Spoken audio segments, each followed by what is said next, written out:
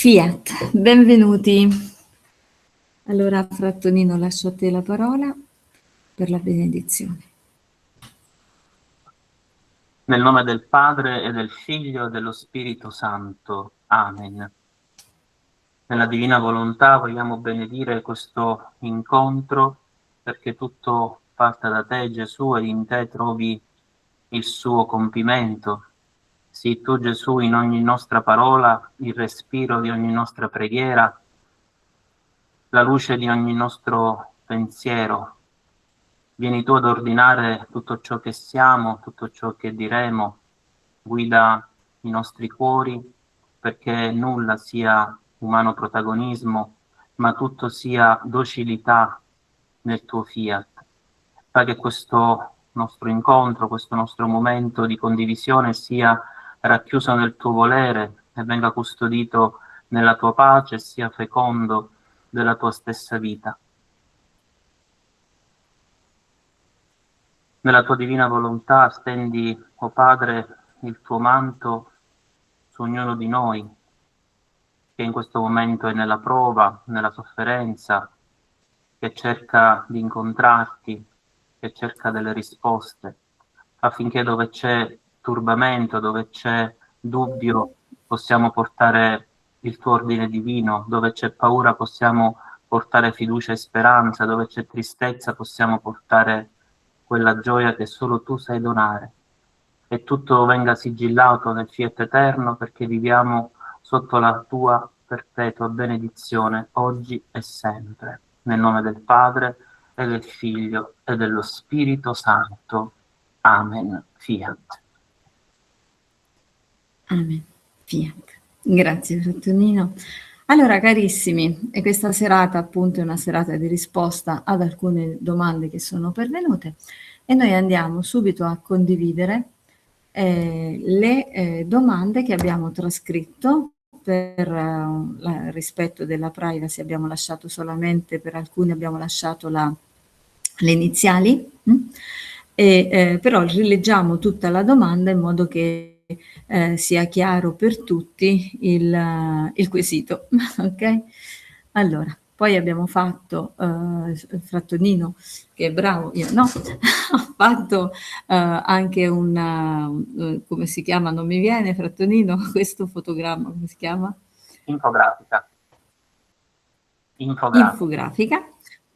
Infografica, ok, quindi una visione praticamente di tutta una mappa, diciamo così, la chiamo più mappa concettuale di risposta e andremo a vedere. Allora, la domanda che pone una sorellina è: vorrei chiedere, venivo dal rinnovamento dello Spirito Santo, dove avevo ricevuto l'effusione nelle adorazioni mensili, avendo conosciuto la divina volontà, invece nel canto in lingue mi veniva da pregare con atti e giri. Quindi questa sorella veniva dal gruppo del rinnovamento nello Spirito Santo e conoscendo la divina volontà invece la preghiera è cambiata col desiderio di vivere gli atti e i giri.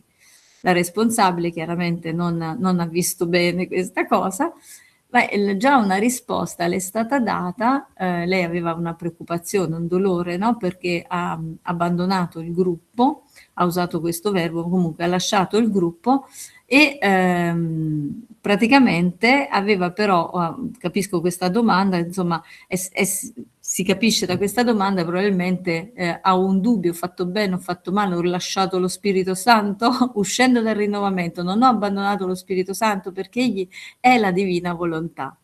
Ok, e allora da questa la responsabile chiaramente poi non era molto contenta e quindi anche lei voleva un pochettino avere conoscenza di come meglio poter reagire. Frattonino, io ti lascio su questo non mi viene, su questa mappa concettuale. Sì, allora praticamente ciò che dovremmo chiarire qui è che intanto ogni cammino che già si è intrapreso non viene sostituito dal dono della divina volontà. Cioè, questa è una cosa che dobbiamo metterci in chiaro. Cioè, già chi fa un cammino in un gruppo parrocchiale, in un gruppo come può essere il Rinnovamento, oppure l'ordine francescano secolare, i neocatecumeni o quant'altro, non è che deve abbandonare il suo percorso per, ecco, abbracciare la divina volontà, a meno che proprio non sente forte una chiamata proprio di radicalità nel vivere quest'altra dimensione in maniera più piena, ma dobbiamo fare questo preambolo, nel senso che ogni cammino, diciamo che sono le basi per arrivare al dono della divina volontà. Quindi non va sostituito nulla, ma va portato tutto a compimento.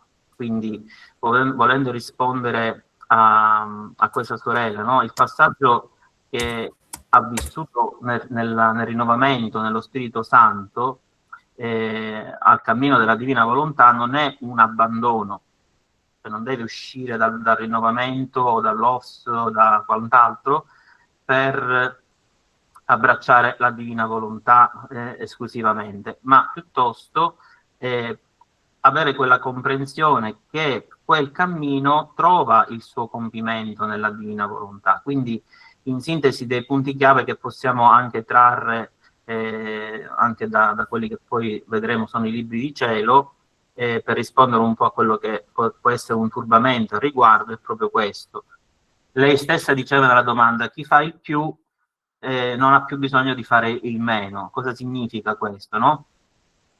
Cioè, la frase che è stata detta, no? Riflette, che in questo caso era Giampaolo che l'aveva fatta, no? Riflette quello che è appunto la dottrina di Gesù a Luisa. Vivere nella divina volontà, sappiamo, è il dono dei doni, quindi è la santità che corona tutte le altre, mentre i carismi, come può essere appunto quello che è nel rinnovamento, come la preghiera del canto in lingue, come lei faceva riferimento nella domanda, sono, potremmo chiamarli, manifestazioni esterne della grazia. Invece l'atto nel divin volere, cioè vivere nella divina volontà e quindi poi tradurre questo nella vita divina con la preghiera degli atti e giri, diventa una identificazione con la vita stessa di Dio. Quindi c'è il passaggio, il famoso passaggio tra il fare la volontà di Dio e vivere nella volontà di Dio. Potremmo un po' usare questa immagine per essere un po' più chiari, no? Cioè, il dono delle lingue, sappiamo, è un carisma, dicevo, della grazia. I doni come quelli delle lingue sono quindi dei mezzi temporanei che sono serviti e servono anche tuttora nella dimensione della redenzione per edificare gli altri, così come dice anche San Paolo nella lettera ai Corinzi, e servono anche per se stessi. Quindi sono finalizzati, sono dei mezzi, sono degli strumenti che sono serviti e servono all'interno della Chiesa per diffondere il Vangelo e per dimostrare la forza di Dio alle genti. Quindi i carismi, potremmo dire, sono quegli abiti, quegli strumenti che Dio presta all'anima per un fine specifico. Ma una volta raggiunto il fine, cioè la diffusione della fede, lo strumento ovviamente può cessare di essere. La divina volontà invece non è uno strumento, non è un carisma, ma è la sostanza stessa di Dio. Quindi se i carismi, possiamo usare questa immagine, dicevo, sono come delle lampade che illuminano la notte, che viviamo ancora nella dimensione che hanno vissuto i santi anche prima nella redenzione, no? Adesso il vivere nel fiat diventa il sole che sorge. Quindi quando arriva il sole, come voi stessi potete benissimo capire, non servono più le lampade, ma perché ormai c'è il sole. San Paolo, tra l'altro, a proposito di questo discorso del dono delle lingue, cosa dice nella lettera ai Corinzi? No? Che rimane solo la carità. E dice espressamente: anche il dono delle lingue cesserà.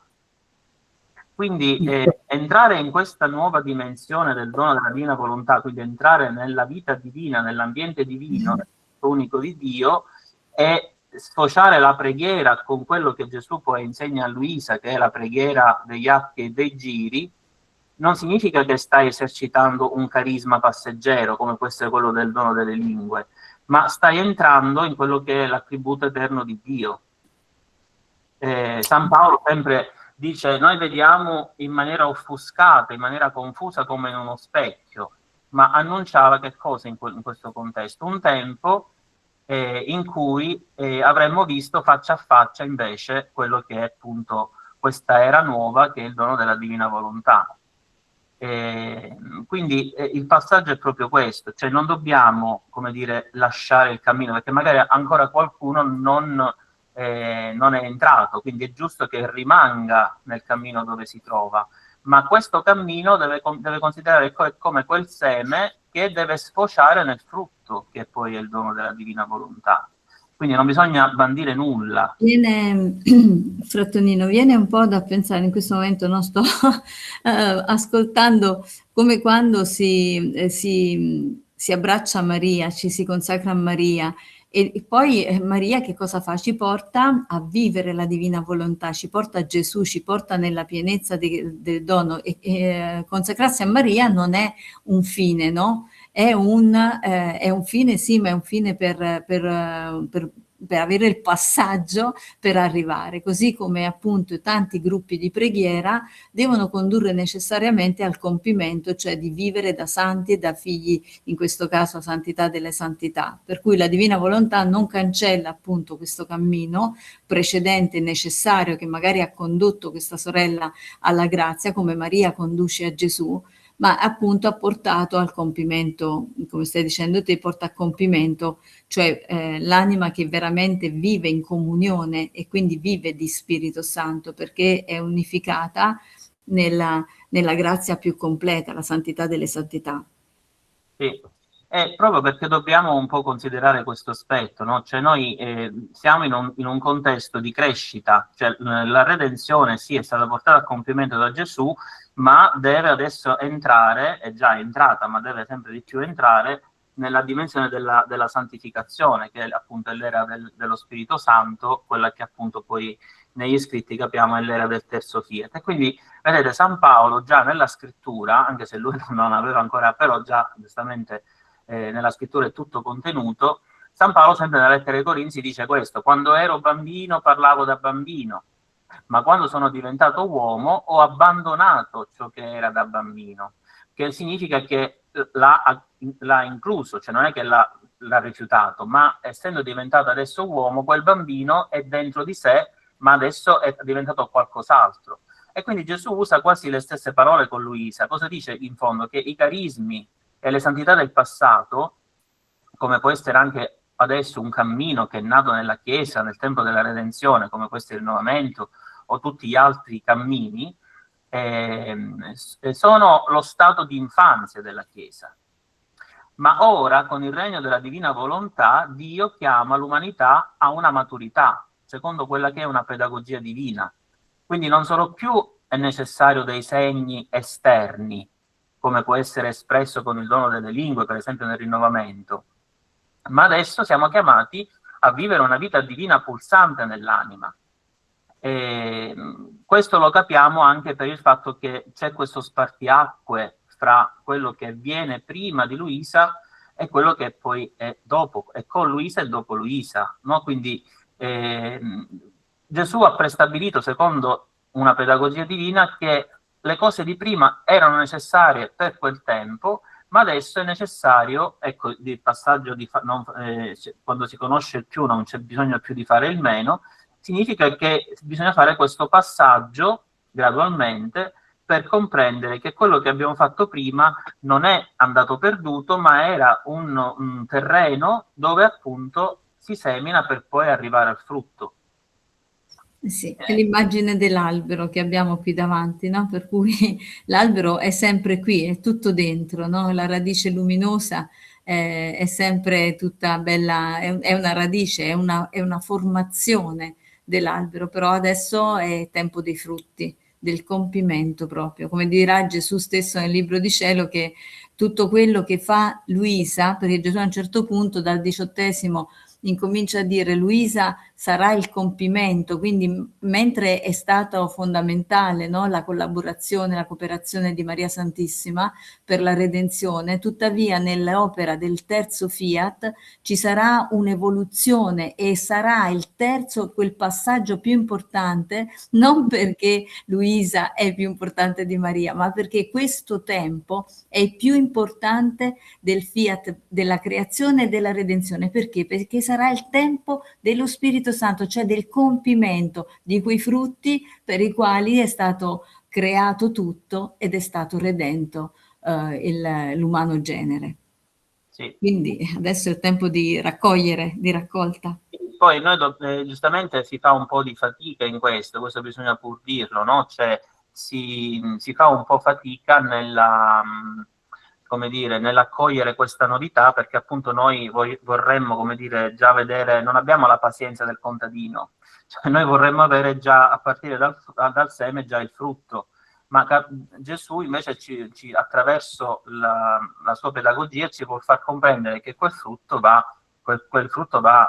in qualche modo sudato, nel senso va coltivato il seme prima che nasca il frutto, e ci vuole anche pazienza, quindi anche il fatto che alcuni magari fanno fatica a comprendere perché non si entra, ragioniamo con le logiche umane, no? Quindi vorremmo già capire tutto, poter vedere già subito tutto, e invece dobbiamo avere la pazienza anche con noi stessi di accostarci a questa realtà della divina volontà a partire dalle conoscenze, a partire dalle verità che sono scritte nei libri di cielo, per acquisire gradualmente questa consapevolezza e poi fare questa nostra decisione di fiorire in questo frutto che appunto è il dono della divina volontà, senza rifiutare nulla di quello che è stato prima, ma appunto dandogli anzi un valore nuovo, un valore aggiuntivo che abbellisce, non porta, non svilisce quello che c'è prima, no? Ma viene abbellito, viene impreziosito dal dono della divina volontà.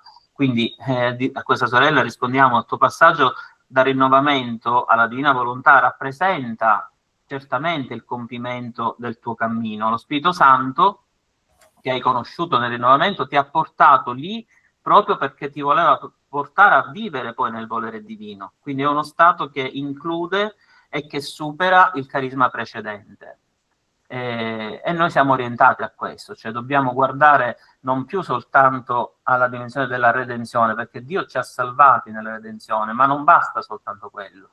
Dio vuole fare di più, vuole portarti all'origine, vuole portarti di nuovo nell'Eden terrestre dove Adamo faceva tutto con Dio e operava in Dio. Quindi potremmo dire così, no? Nella preghiera in lingue ancora si è rivolti verso Dio, perché tu stai pregando per qualcuno, per qualcosa.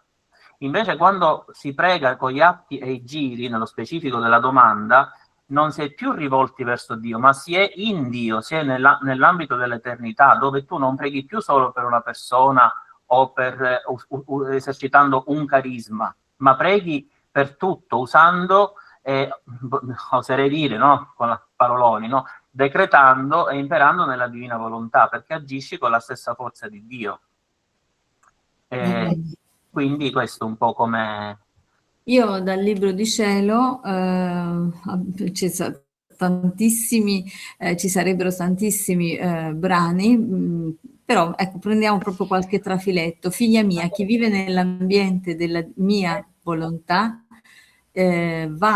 sta al porto di tutte le ricchezze, e chi vive fuori di questo ambiente della mia volontà sta al porto di tutte le miserie. Quindi stando a tutte le ricchezze, ecco che non c'è più bisogno di vivere, diciamo così, in un passaggio, ma c'è tutto, quindi siamo arrivati alla pienezza. Questo è il frutto appunto del compimento. Chi vive nella mia volontà, stando al porto di tutte le ricchezze, non è meraviglia che si vada sempre più arricchendo di tutti i beni, perché vive in me, avvalorando proprio quello che stava dicendo Frattonino, come nella propria casa, ed io, tenendolo in me, sarò forse avaro? Non andrò di giorno in giorno dandogli ora un favore, ora un altro. Vediamo ancora. Chi vive al porto... No, questo non lo mettiamo perché... Andiamo a vedere un altro pezzettino. Chi vive nella divina volontà possiede la chiave di tutti i tesori divini. E qui siamo ancora all'inizio del libro di cielo. Eppure, dice Gesù, chi vive nella mia volontà conviene che tenga la chiave per aprire e chiudere a suo piacere e prendere ciò che le aggrada dai miei tesori, perché vivendo del mio volere avrà cura dei miei tesori più che se fossero suoi propri. Ecco, io mi fermo qui perché guardo l'orologio e allora penso che c'erano dei bei trafiletti, però andiamo avanti, altrimenti già sono le 10 e non ce la facciamo a rispondere, ci sono altre 7 domande, per cui ritorniamo subito sul nostro, tanto penso che sia stata molto Poi esauriente. bisogna aggiungere questo, cioè, leggendo gli scritti capiamo bene, Gesù ripeterà più volte che non bisogna vivere da servi, ma bisogna vivere da figli. Cioè, se noi non comprendiamo questa consapevolezza di questa regalità che abbiamo di figli, e quindi possiamo prendere tutto quello che già è a disposizione nella divina volontà, e ci limitiamo ancora, ci contentiamo ancora di chiedere come servi, e quindi noi diciamo, quindi possiamo dire così, che tutti gli altri cammini ancora è come essere come servi e chiedere. Invece entrare in questo ambito dell'eternità dove si vive da figli, si prende e si dispone. È chiaro che questo poi diventa anche un cammino da fare, ovviamente non è che non è così automatico, però capiamo bene che il passaggio dello spartiacque è proprio questo, cioè finché i cammini precedenti sono stati preparatori a entrare poi tutti nel dono della divina volontà, perché Gesù dice che tutte le santità spariranno e si eclisseranno come stelle davanti al sole. E quindi anche questa modalità di chiedere, di pregare, che è frutto di tutti i cammini che deve sfociare nella divina volontà, però nei cammini si chiede ancora come servi. E Dio dà, perché giustamente si chiede come servi, Dio dà, però capite che ancora non si dispone così come invece Lui vorrebbe che noi disponessimo, e ce l'ha detto poc'anzi, no? In quei brani che abbiamo visto prima con Lia. Andiamo avanti. Seconda domanda. Quando si fa un atto, in realtà cosa sta succedendo concretamente e divinamente? I giri praticamente come avvengono in noi? Quando prego per una persona soprattutto e giro, cosa avviene concretamente? Perché voglio essere più attenta, qualcosa ho capito, ma nella sua totalità non del tutto. Allora, innanzitutto voglio dire che prima di capire tutto e soprattutto di viverlo, si deve vivere per poi comprendere, così ho imbrogliato ancora di più, nel senso che stiamo a non pretendere, ma ad accogliere, questo lo metto sempre un attimino con me stessa, no? Mi dico sempre ok, accolgo, perché la tua verità possa vivere in me, però nello stesso tempo ogni conoscenza sappiamo che poi crescerà e che non dobbiamo sentirci sempre nella diciamo così, nel pieno, perché siamo in divenire. Allora, intanto quindi cosa avviene concretamente dentro un giro, dentro un giro dell'anima, la preghiera, la vita della divina volontà? Perché alla fine vediamo molto semplicemente che il giro dell'anima non è qualcosa che sì, all'inizio noi ci mettiamo in moto comprendendo che bisogna girare e quindi che devo fare un qualche cosa per mettermi in moto. Ma via via che camminiamo comprendiamo invece che nella divina volontà noi siamo sempre in giro, siamo girovaghi, cioè siamo sempre in quell'ambiente divino dove praticamente tutto sussiste.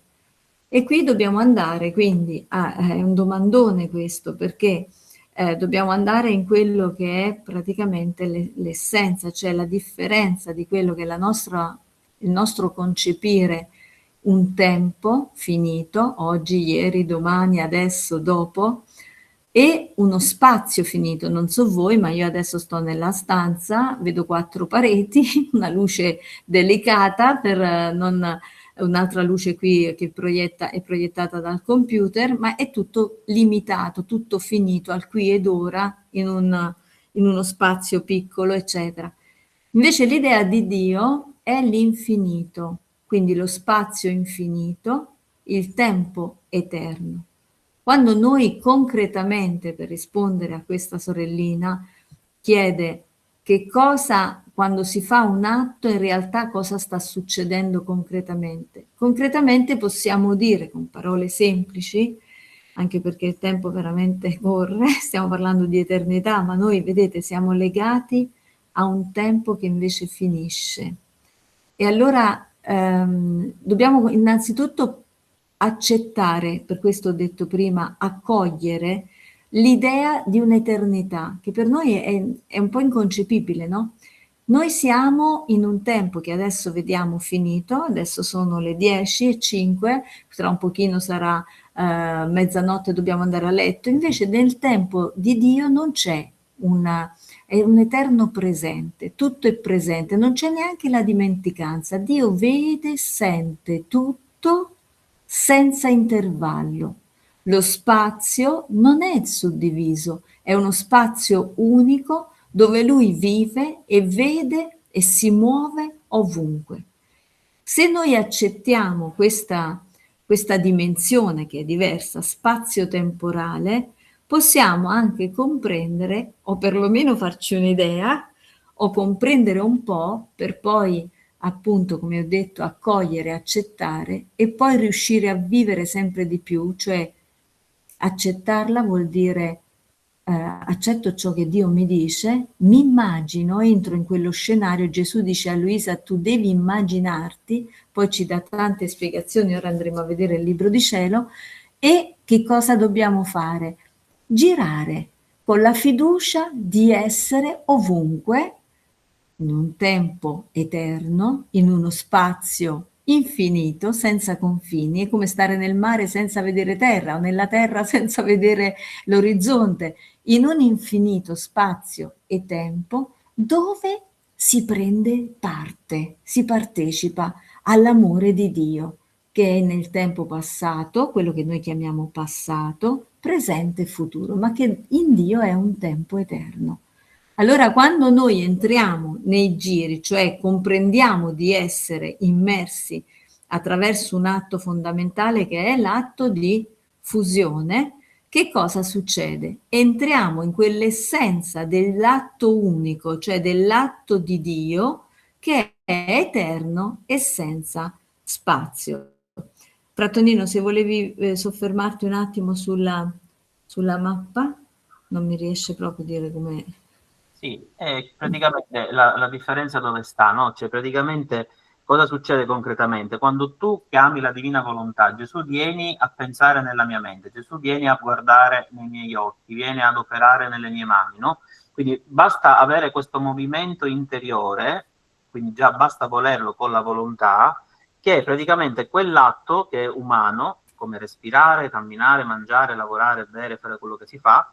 Ecco, noi che facciamo in quel momento? Prestiamo la nostra umanità a Gesù affinché lui possa continuare a vivere, quasi come se fosse una sorta di sostituzione, a vivere ed operare in noi. Quindi quell'atto lì non diventa più semplicemente un atto umano comune, ma diventa divino, cioè supera lo spazio e il tempo.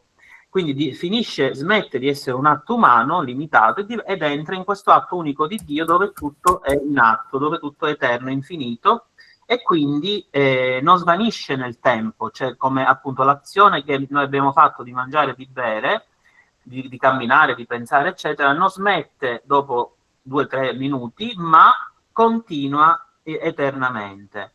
Viene quindi, come potremmo dire, viene depositato nella divina volontà, e quindi invece di un piccolo lumicino che è appunto la nostra azione umana, la nostra virtù umana che stiamo esercitando, si forma, anche se noi non lo vediamo, si forma un sole di luce divina che illumina tutto e dà gloria a Dio per se stessi a nome di tutti. Come avvengono praticamente i giri, no? Questo pellegrinaggio dell'anima che vediamo scritto lì nella mappa, no? Quindi è un movimento del cuore che va dalla creazione alla redenzione alla santificazione, ricambiando quei ti amo che Dio ha messo in ogni cosa e che vengono, ecco, ricambiati lì dove appunto non sono ricambiati. Quindi se io giro nel sole, per esempio, giro nel vento, giro nel mare, giro nella creazione, giro negli atti della redenzione, e ci sono quei vuoti che le creature non fanno perché non ricambiano quel ti amo che Dio ha messo, noi entrando nella divina volontà, noi lo facciamo per noi e per tutti quelli che non lo fanno.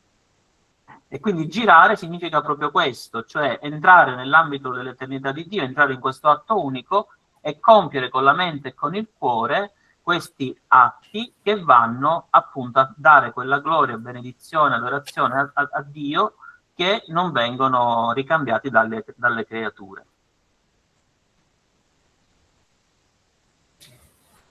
Allora, condivido un attimo il libro di cielo.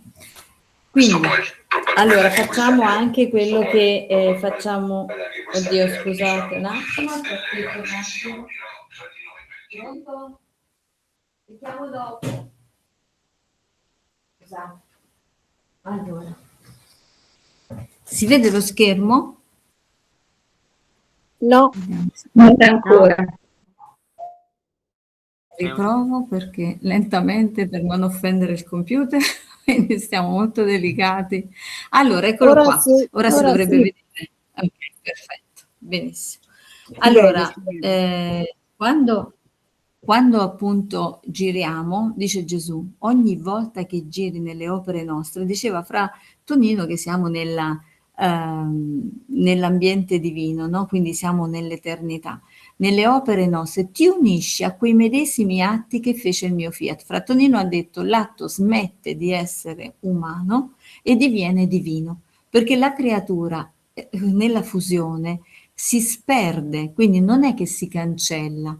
La creatura, la volontà umana, diventa tutt'uno con la volontà divina. Diventiamo come latte e caffè, si fondono, no? Diventano cappuccino, quindi diventa un'altra sostanza e quindi noi entriamo in quell'ambiente divino, in quello spazio infinito, in quell'eternità.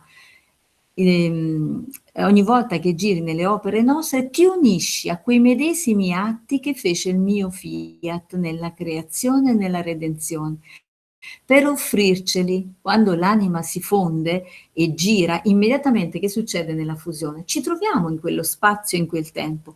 Quindi non c'è, noi diciamo giro per essere, diciamo così, partecipi in una corrispondenza, ma noi ci troviamo simultaneamente perché dove è Dio, se c'è la fusione, dove è Dio là è l'anima. Tu fai un passo verso il cielo e la mia divina volontà fa un passo verso la terra, perché c'è uno scambio. Gesù si fonde nella creatura e la creatura si fonde in Gesù, quindi si trova ovunque in quell'ambiente, lo chiamiamo ambiente divino, cioè dove c'è la vita divina. E dove c'è la vita divina? In ogni vivente. Quindi anche la divina volontà si trova anche nel sole, nella creazione. Gesù non fa che dire nel volume 18, nel volume 19, lo stiamo leggendo, no? Che cosa fa? Ogni 2 per 3 dice tutto il creato è pieno del mio amore, ti aspetto per avere il ricambio. Cioè lui aspetta questa fusione, questo giro, perché nell'atto di fusione l'anima sta girando, cioè non è un moto, il moto non è fermo. Quindi l'anima nel momento in cui si fonde è nel moto nella volontà divina, che è un moto perpetuo, perché è vita. La vita è ferma? La vita si muove, la vita è vivente, è palpitante, quindi solamente il cadavere è morto, quindi la vita è per logica vivente, quindi è un moto. Allora ecco perché diciamo giriamo, perché noi entriamo nel moto della vita divina. Sicché come tu sali, essa scende, mentre resta immensa si impiccolisce, cioè c'è un atto infinito di amore che si disperde e si chiude nell'anima tua per ripetere insieme con te i tuoi atti, le tue offerte, le tue preghiere. E noi sentiamo che il nostro volere divino prega in te, sentiamo uscire da te il suo respiro, sentiamo il suo palpito che mentre palpita in noi nel medesimo tempo palpita in te.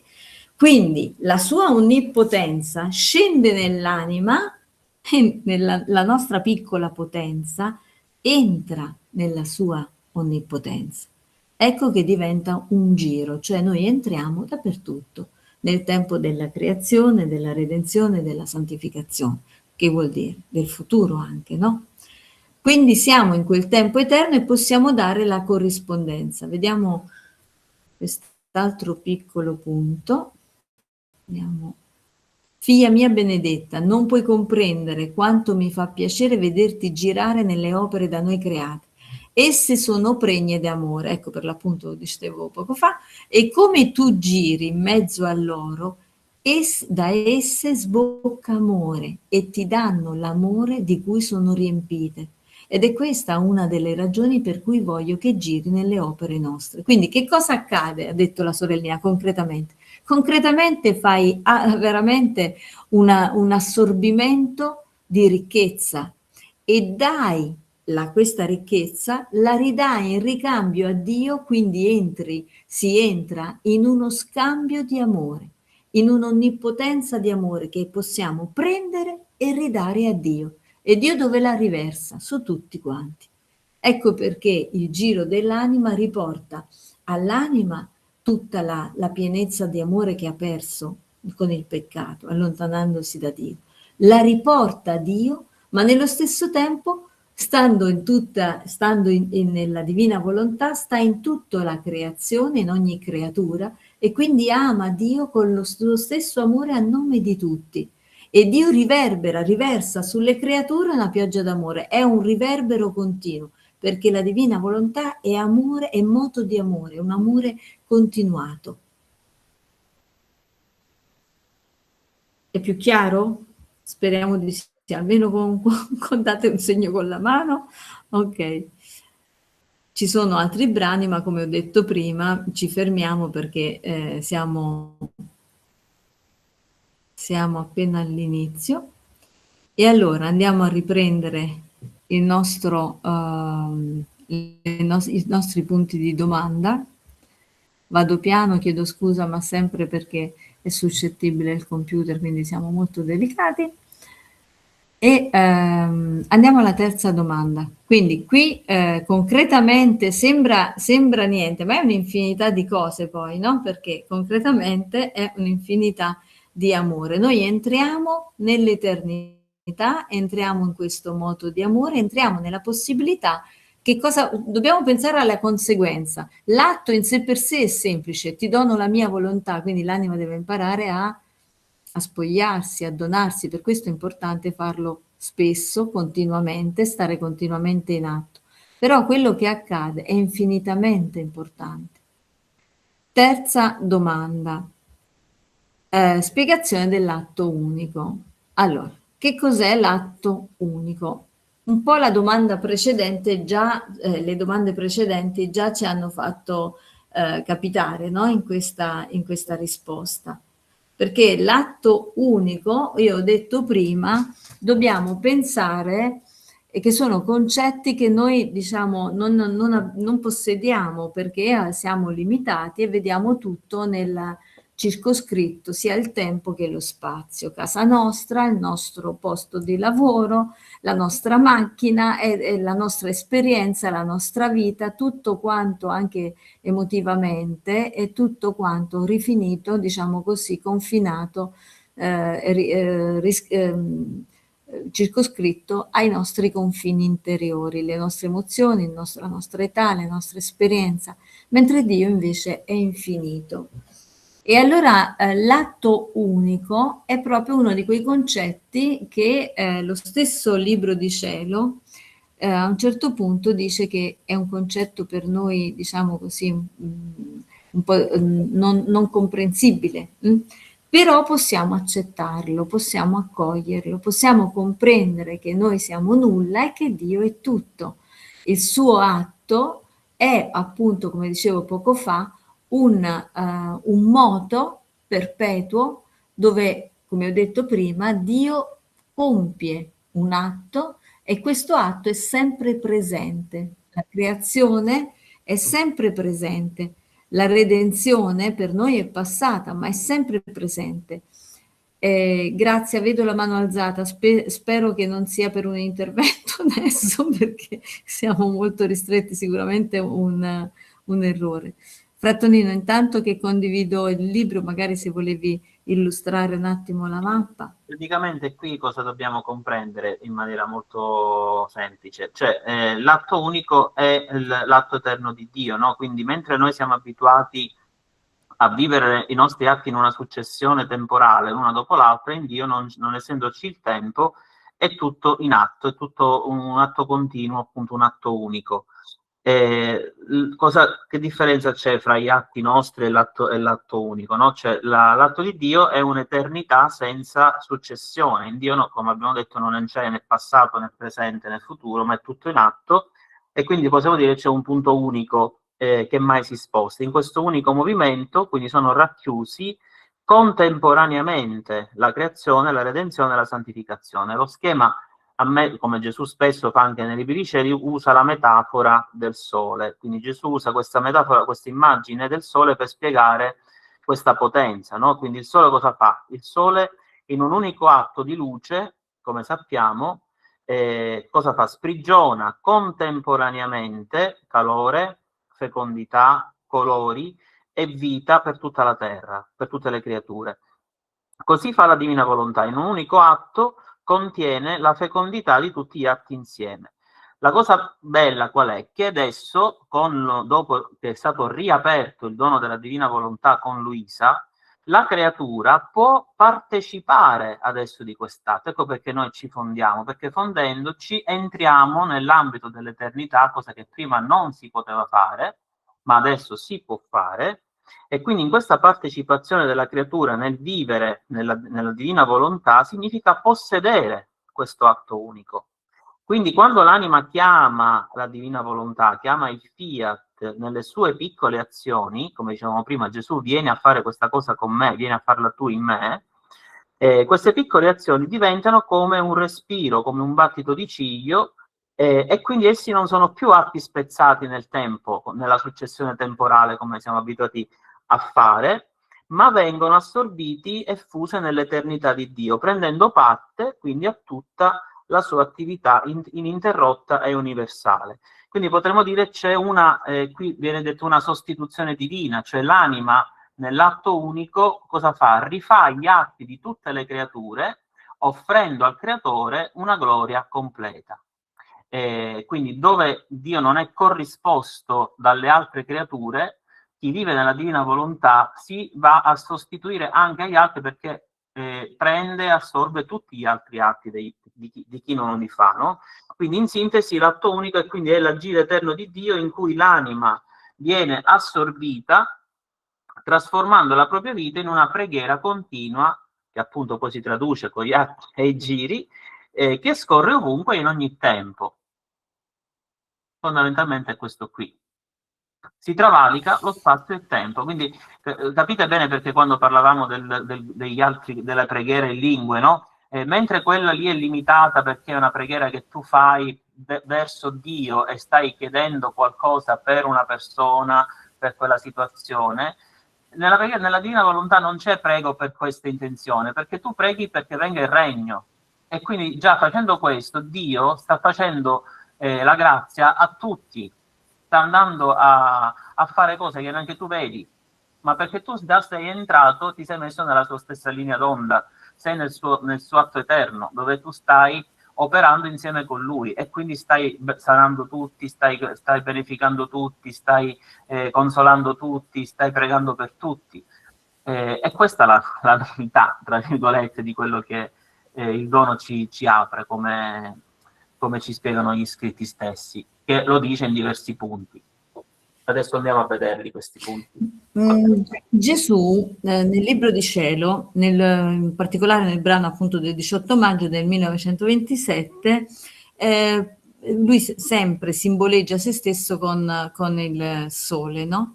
E dice appunto: gli atti fatti nella divina volontà sono del cielo e gli angeli li portano in cielo. La divina volontà, come il sole, quindi sempre questa simbologia del sole divino, come il sole fa un atto unico. Che fa il sole? Che produce innumerevoli atti. Il sole splende nel cielo, no? Ci porta luce, calore, fecondità, quindi che produce innumerevoli atti, e la creatura che vive in essa, quindi la creatura che vive nell'atto unico, quindi nell'atto divino, nell'atto di fusione abbiamo detto che entriamo nella divina volontà, viviamo anche noi dentro questo sole, no? Quindi la creatura che vive in essa possiede la sorgente di tutti i beni e la sua fecondità.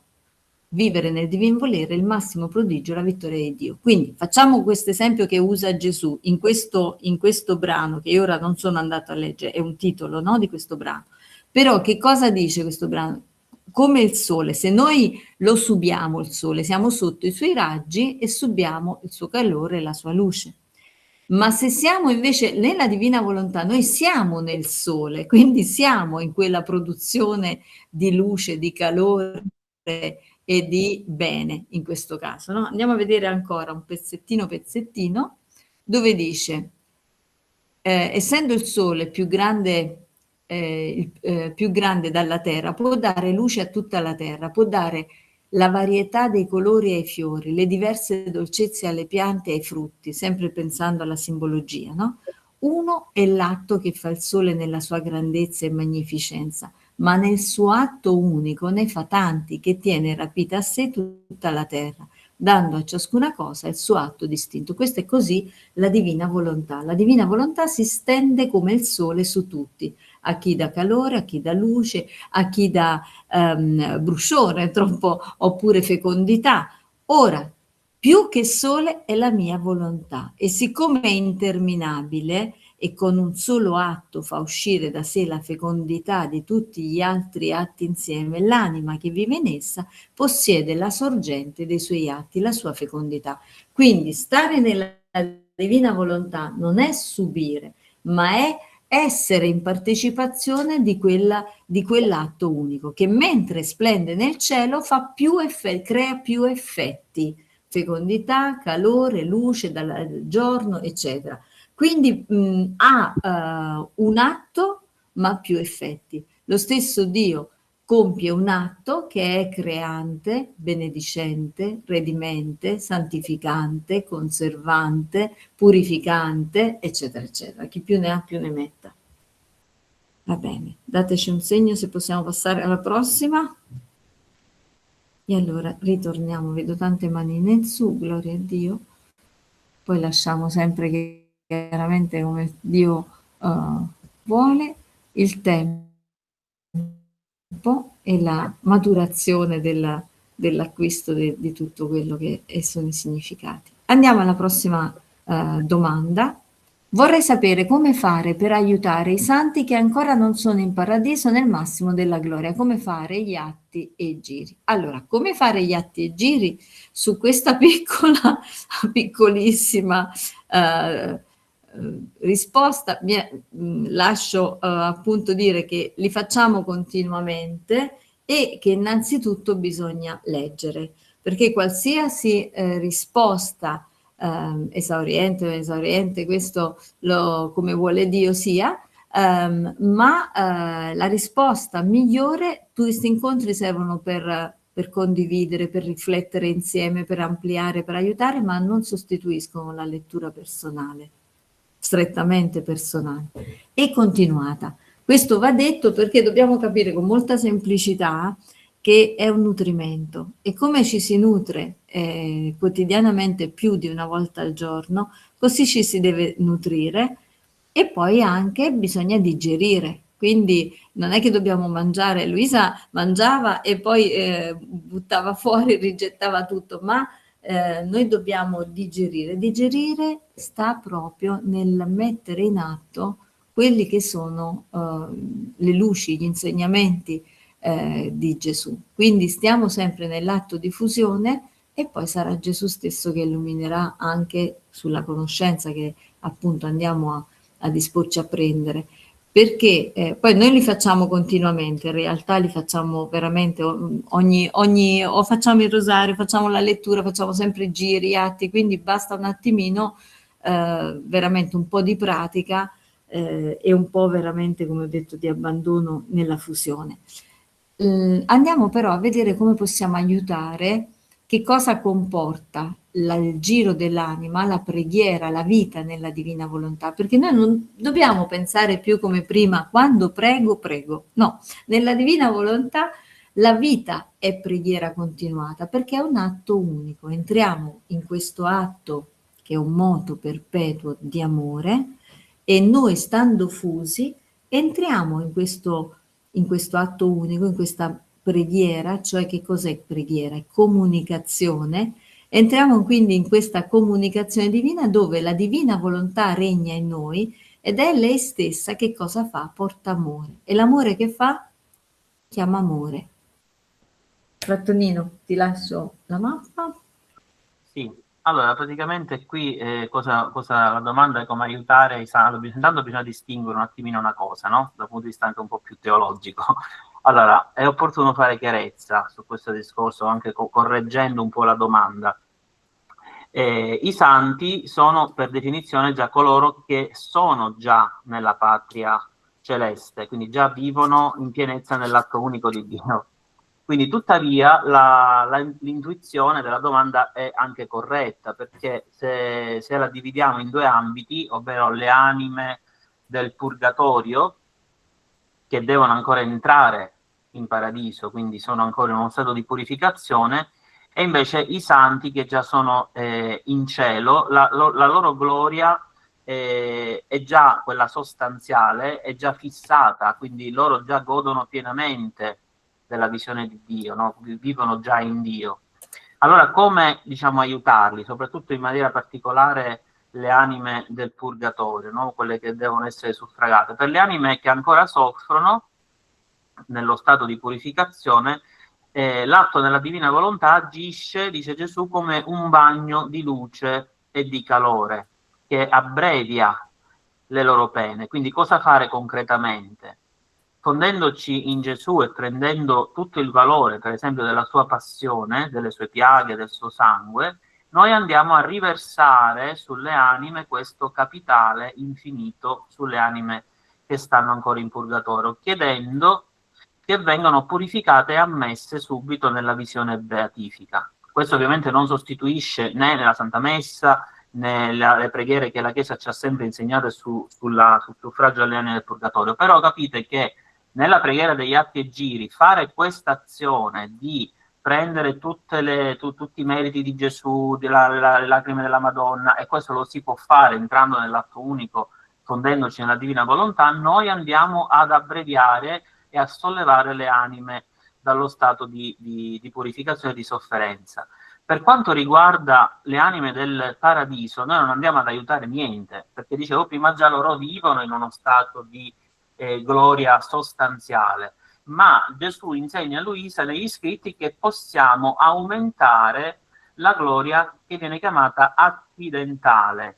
Già questo ne parlava San Tommaso nella Summa Teologie.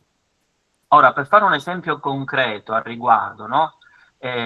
Cosa significa aumentare la gloria accidentale di un santo? Significa compiere un'azione sulla terra, che possiamo fare noi, che però porta nuovi frutti a quella che è stata la semina che ha fatto quel santo durante la sua vita terrena. Cioè a dire, è come se l'eredità spirituale di quel santo, nonostante ormai lui è in Dio, continuasse a crescere sulla terra, dando a Dio una gioia sempre nuova attraverso di lui, perché viene fatta attraverso di noi. Quindi possiamo dire che è una riparazione, tra virgolette, sostitutiva, potremmo dire così, no? Quindi usare gli atti e giri nella divina volontà per prendere l'amore di un santo e moltiplicarlo all'infinito nella divina volontà, offrendolo sempre a Dio a nome di tutti. Facendo un esempio concreto su San Francesco, per esempio, no? Visto che io sono un frate, sono francescano e siamo nell'anno del giubileo francescano. Se usiamo per esempio San Francesco per illustrare un po' ancora meglio questo concetto, immaginiamo di fare un giro nella vita di San Francesco. Ci fermiamo nel momento, per esempio, in cui lui riceve le stimmate sul Monte della Verna. Quindi cosa facciamo? Entriamo nell'atto di quel dolore, visto che in Dio è ancora presente quell'atto lì che ha vissuto San Francesco, entriamo nell'atto di quel dolore e di quell'amore con la divina volontà, e che cosa succede? Noi prendiamo quell'amore che Francesco approvato in quel momento, e poiché siamo nel fiat infinito, cosa facciamo? Lo moltiplichiamo per ogni battito di cuore, per ogni creatura, lo offriamo a Dio, e quindi questo amore viene moltiplicato, e quindi San Francesco, anche se sta già in paradiso e vive della sua bella gloria beata del cielo, riceve da parte nostra una gloria cosiddetta accidentale, che va a dare a Dio una gloria ancora più grande. E quindi questa gloria cosa fa questo San Francesco? Non la tiene per sé, ma la riversa su tutte le creature, sulle anime purganti, va a beneficare tutti noi, e quindi c'è questo scambio continuo di amore fra cielo e terra, che continua a far nascere, far crescere quel frutto che Francesco aveva seminato nel 1200 e continua a vivere ancora oggi, portando nuovi frutti e nuovo amore a Dio e a noi. Capite allora qual è la differenza fra le anime del purgatorio, così come vedevamo nello schema, e le anime del paradiso? Aumentare la gloria accidentale del santo e andare a sollevare, purificando quegli atti che le anime del purgatorio, quei vuoti che hanno fatto le anime quando ancora sulla terra non hanno ricambiato quell'amore. Quindi noi possiamo, entrando nell'atto unico di Dio, andare a fare queste operazioni. Ecco perché è una cosa anche un po' nuova, però è questo quello che Gesù dice negli scritti. E questa cosa prima non si poteva fare, ora sì. Fantastico.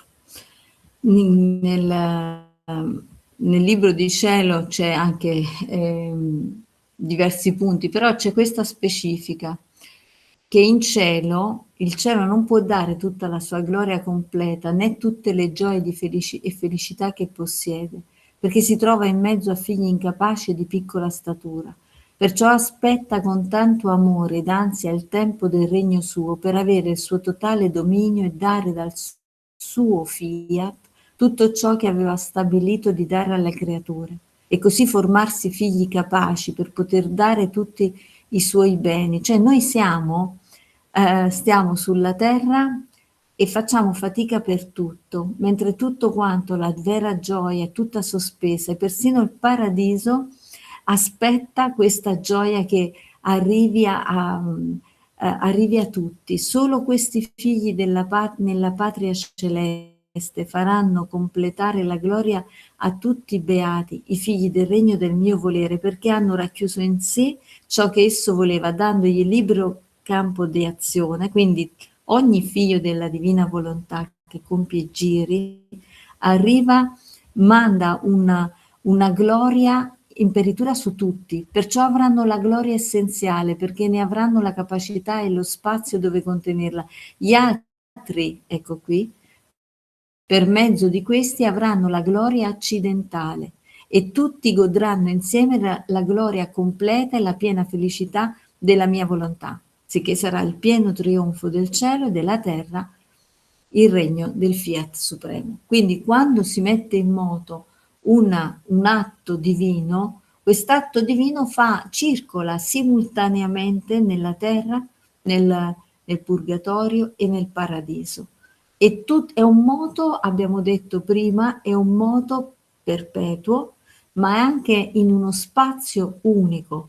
Quindi come si muove Gesù, porta diversi esempi, ma uno dei quali è il sasso buttato nell'acqua, no? Per cui si formano subito tanti cerchi concentrici che vanno ad allargarsi.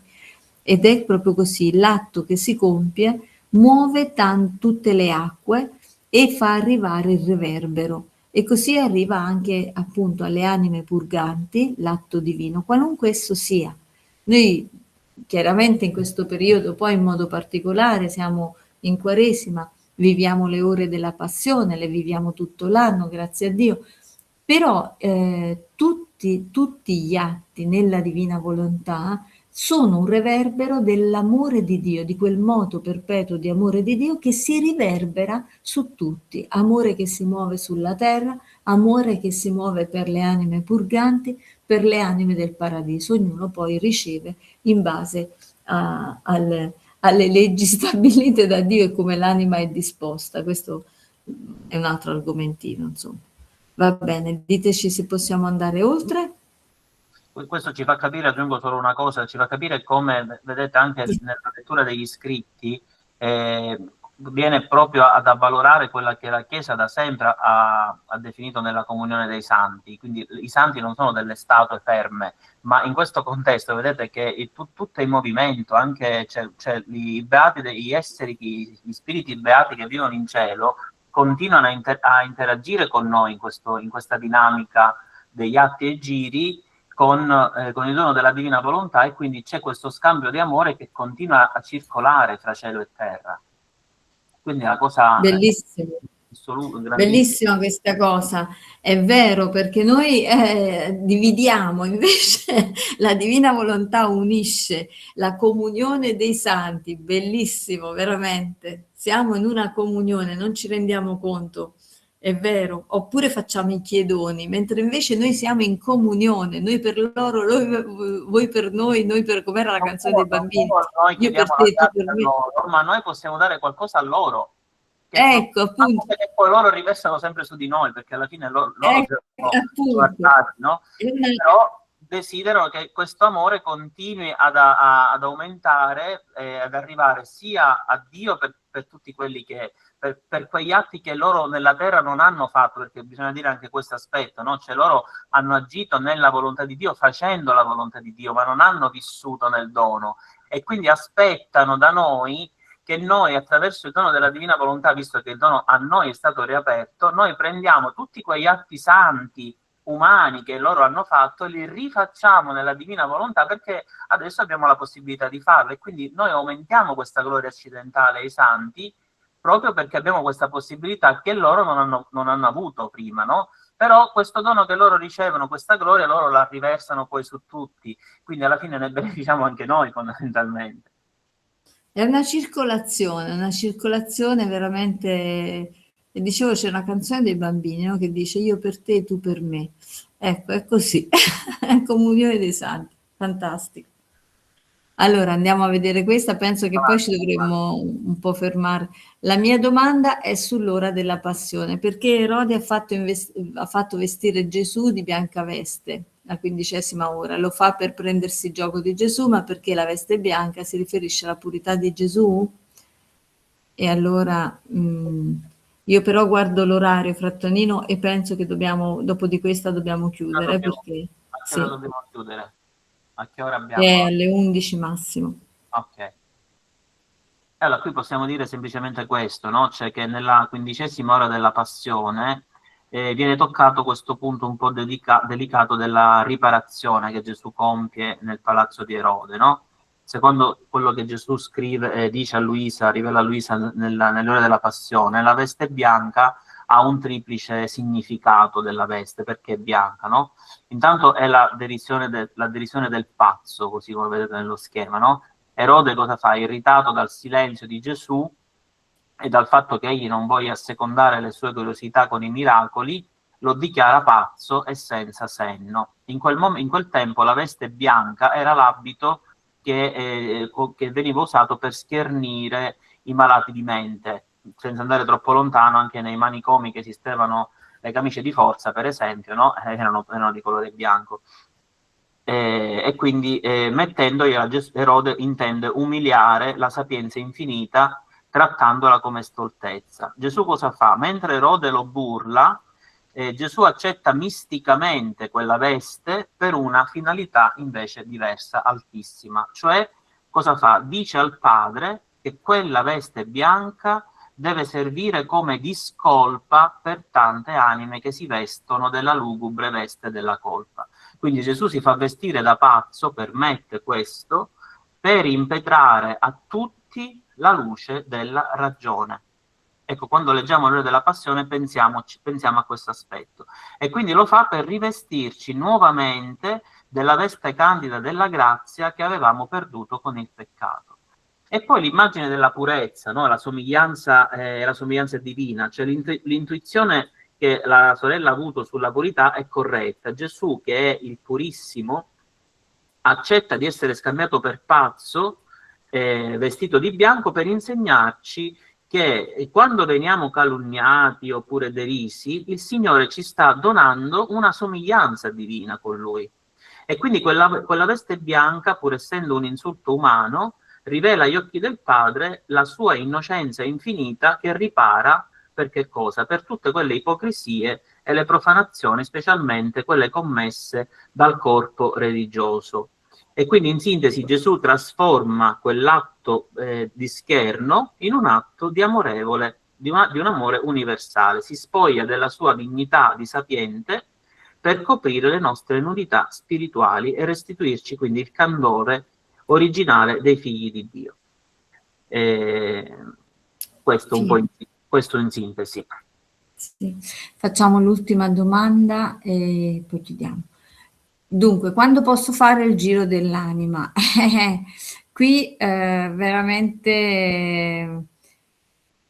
facciamo parlare il libro di cielo, perché è bella questa domanda, quando posso fare il giro dell'anima? Allora, intanto che apro, che condivido il libro del cielo, possiamo intanto dire, Frattonino, quando fare il giro?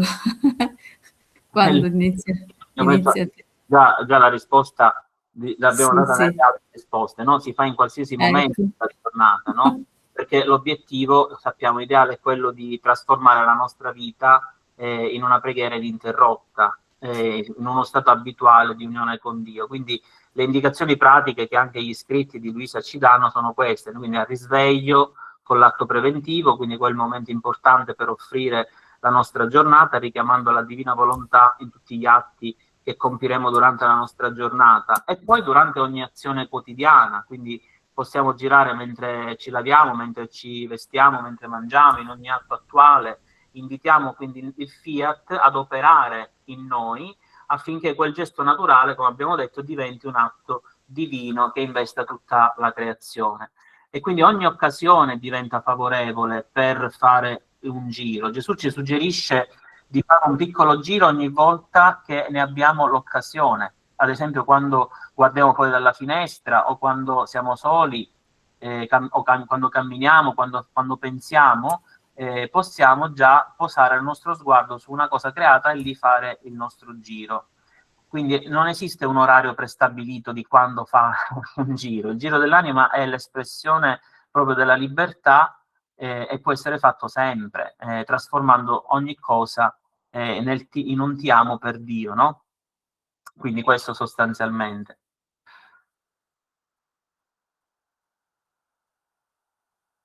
Facciamo l'ultima, così abbiamo già... Posso fare la domandina semplice, non è una domanda, è una riflessione. Non abbiamo tempo, Raffaele, dobbiamo completare le domande, poi se rimane tempo alla fine.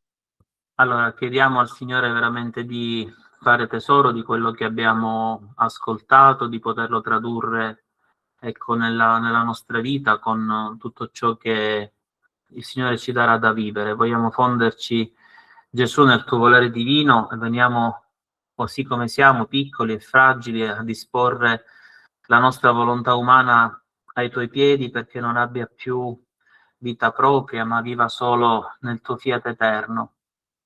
Vogliamo entrare nell'atto unico, immenso, eterno, che tutto abbraccia, tutto contiene, per continuare a rimanere in te e fare scorrere in noi la tua stessa vita.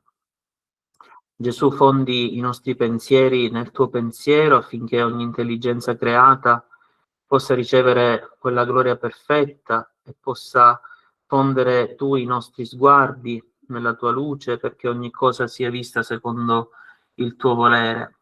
Fondi anche le nostre parole nella tua voce, tutto risuoni sulla terra come eco del tuo ti amo, e fondi i nostri palpiti del tuo cuore, perché ogni battito dica per tutti ti amo, ti adoro, ti benedico, ti ringrazio. Nel tuo volere vogliamo percorrere il cielo e raccogliere la distesa della sua immensità per offrirti tutta quell'adorazione e tutto quel silenzio che canta attraverso il sole, le stelle, il vento, il mare, e portiamo a te la sua luce, il suo calore come simbolo dell'amore ardente che vogliamo offrirti. E muovendoci tra le stelle, per ciascuna deponiamo in te, Signore, il nostro atto di fede, di lode, scendiamo nel mare nel suo mormorio continuo, e ti offriamo la nostra riparazione per tutte quelle voci che ancora oggi non ti benedicono. Passiamo nel vento, nei campi, nei monti, in tutti i fiori, in tutte le cose create, e lasciamo il nostro ti amo affinché nessun punto della creazione resti senza il contraccambio dell'amore della creatura. Ed entrando ancora in ogni atto dell'uomo, dal primo all'ultimo, che vivrà sulla terra, noi prendiamo tutti i pensieri per riordinarli nel tuo pensiero, le tue parole, per purificarle nella tua parola, le loro opere, per rivestirle della tua stessa santità divina. E dove c'è offesa vogliamo mettere amore, dove c'è indifferenza, adorazione, dove c'è ingratitudine, rendimento di grazie. Seguiamo ogni passo della tua vita, Gesù, dal tuo concepimento, e adoriamo l'eccesso del tuo annientamento nella tua nascita. Ti offriamo tutti gli amori di tutti i nascituri della vita nascosta, ti diamo la gloria di tutte le azioni quotidiane. Nei tuoi passi apostolici uniamo i nostri passi, perché ogni strada sia percorsa nel tuo volere, e nella tua passione vogliamo raccogliere ogni goccia del tuo sangue per sigillare in esso le nostre anime e di tutti quelli dei nostri fratelli. E nella croce deponiamo le sofferenze di ogni creatura perché trovino senso e redenzione nel tuo sacrificio. Nella tua risurrezione ti offriamo il canto della vittoria e il trionfo del tuo fiat che vuole regnare in tutti. E ancora ci uniamo negli atti della mamma, tua Santissima e nostra Regina della Divina Volontà, e facciamo nostri i suoi pensieri purissimi, il suo amore ardente, il suo perfetto abbandono, perché anche ogni creatura possa ripetersi la sua fedeltà totale al tuo volere. E con lei ti diciamo il nostro fiat continuo, totale e irrevocabile.